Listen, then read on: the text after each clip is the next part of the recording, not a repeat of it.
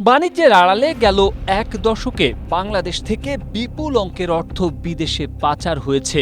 এই সময়ে মোট ৬,৮৩০ কোটি ডলার দেশ থেকে বেরিয়ে গেছে, যা বর্তমান বিনিময় হার প্রতি ডলারে ১২২ টাকা অনুযায়ী ৮,৩৩,০০০ কোটি টাকারও বেশি। অর্থাৎ গড়ে প্রতি বছর পাচার হয়েছে ৬৮৩ কোটি ডলারের বেশি। যুক্তরাষ্ট্র ভিত্তিক আন্তর্জাতিক সংস্থা গ্লোবাল ফিনান্সিয়াল ইন্টিগ্রিটি জিএফআই গেল ২৬ মার্চ প্রকাশিত এক প্রতিবেদনে এ চিত্র তুলে ধরে। এশিয়ার উন্নয়নশীল দেশগুলো থেকে বাণিজ্যের আড়ালে অর্থ পাচার নিয়ে করা এই বিশ্লেষণে বাংলাদেশকে উচ্চ ঝুঁকির দেশগুলোর একটি হিসেবে উল্লেখ করা হয়েছে। স্ট্রবেরি সুপার ডটেড ও ক্লাসিক ভ্যারিয়েন্টে সেনসেশন জাগুক শিহরণ।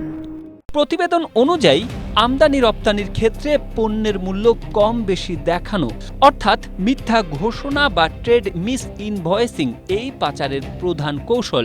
মোট বৈদেশিক বাণিজ্যের প্রায় ১৬% সমপরিমাণ অর্থ এভাবে দেশ থেকে বেরিয়ে যাচ্ছে।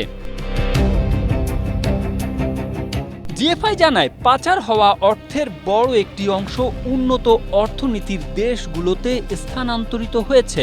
হিসেব অনুযায়ী মোট পাচারের মধ্যে প্রায় ৩,২৮০ কোটি ডলার এসব দেশে গেছে। এর আগে অন্তর্বর্তী সরকারের অর্থনীতি বিষয়ক শ্বেতপত্র প্রণয়ন কমিটি ২০২৪ সালের ডিসেম্বরে দেওয়া প্রতিবেদনে আরও ভয়াবহ চিত্র তুলে ধরে। সেখানে বলা হয়, ২০০৯ থেকে ২০২৩ সাল পর্যন্ত সময়কালে ২৩,৪০০ কোটি ডলার দেশ থেকে পাচার হয়েছে। সে সময়ের বিনিময় হার প্রতি ডলার ১২০ টাকা অনুযায়ী এর পরিমাণ দাঁড়ায় প্রায় ২৮ লাখ কোটি টাকা। অর্থাৎ বছরে গড়ে পাচার হয়েছে প্রায় ১,৮০,০০০ কোটি টাকা।